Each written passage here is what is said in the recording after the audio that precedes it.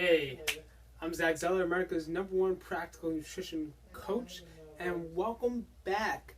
I have an awesome video for you today about 8 signs that you're deficient in magnesium.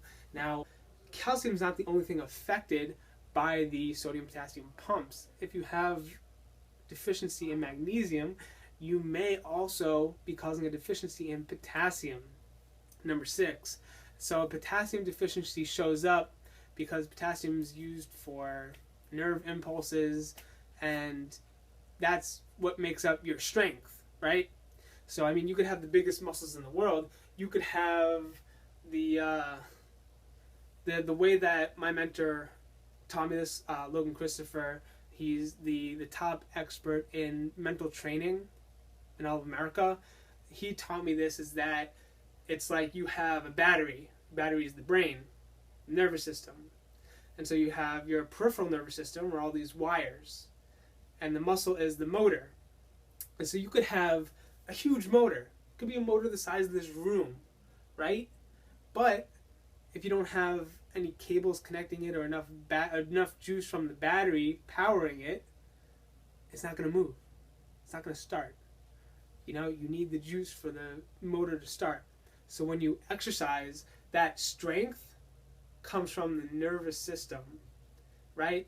It's limited by the muscle size. Obviously, if you have bigger muscles, you have a greater cross-sectional area, you can lift more weight, but that impulse comes from the nervous system. It comes from the frequency of those nervous impulses, which is a balance of sodium and potassium. And if you're low in potassium, you won't be as strong.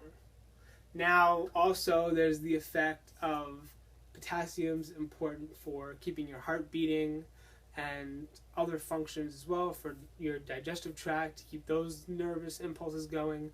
So the easiest way to show it, though, is if you feel weaker, if you exercise and you see week to week you're not getting as strong, or if you're actually getting weaker week by week, you're going to need magnesium. I think that's number 6. 1, 2, 3, 4, 5, 6. Ooh. Now, magnesium is also really important for bone health, right? Now, obviously, I talked a lot about how magnesium impacts calcium. And when you think of calcium, the first thing that should come to your mind is your bones. Calcium is the most abundant mineral in the body. A lot of it, 99%, is found in those bones. Keep you standing, keep you moving, keep you dancing, but that's where it's at. Now, if this calcium is leaving to go into all these cells in your joints and your heart because you don't have enough magnesium to keep it in check, then where's the calcium that was in your bones? It's gone. So magnesium deficiency is linked with osteoporosis. So if you see that you're having more brittle bones, so if the doctor says you have osteoporosis, it would be smart to supplement with magnesium. Now, when you get a good quality supplement, there's not any side effects. It can only increase your health.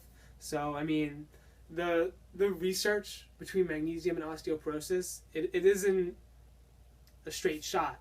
There's no guarantee that magnesium equals no osteoporosis.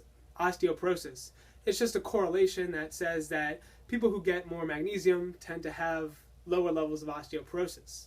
However, there's very little negative side effects with magnesium.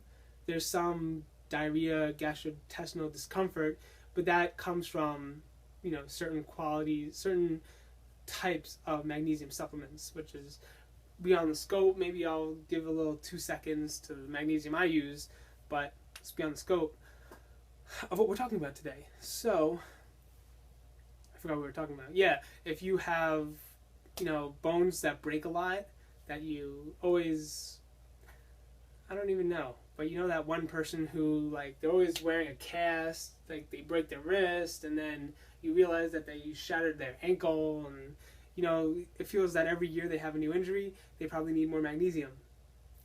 So, get on that.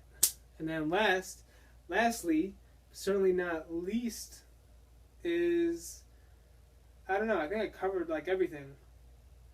I looked at my notes, and Yeah. I mean, definitely, I guess one of the most obvious ones is weight gain. That your magnesium, in charge of all these chemical reactions in the body and in charge of helping you turn fat and carbohydrates into energy, if you're deficient in that magnesium, it's easier for you to gain weight. Because what are you going to do if you don't have the proper ingredients to turn fat or carbohydrates to energy? You're just going to end up keeping that energy stored and finding another way around it. So maybe you end up burning more. Maybe you go into ketosis, maybe you go into something else, but your body will find a way around that magnesium deficiency, and it won't be pretty, but it'll get the job done and keep you alive, but you'll end up with more excess body fat because the process, it isn't moving. You're stuck. It's like an assembly line that goes from full speed to half speed or quarter speed, and nothing's going out, and so you have all these raw materials piling up on the assembly line, and nothing's getting done. So I'll just take a second. How long is this video? Super freaking long, but I like to use magnesium oil. It's just the easiest way for me. I don't have to take a pill. I don't have to worry about pills. I take this, I spray it. I do like 8 sprays, 2 on my arm, and the rest 3 on each thigh before bed. Helps me sleep better, helps me do awesome things during the day. And so once again, subscribe to the channel, and if you like this video, give it a thumbs up. So that's all I got for you today. Have a good one.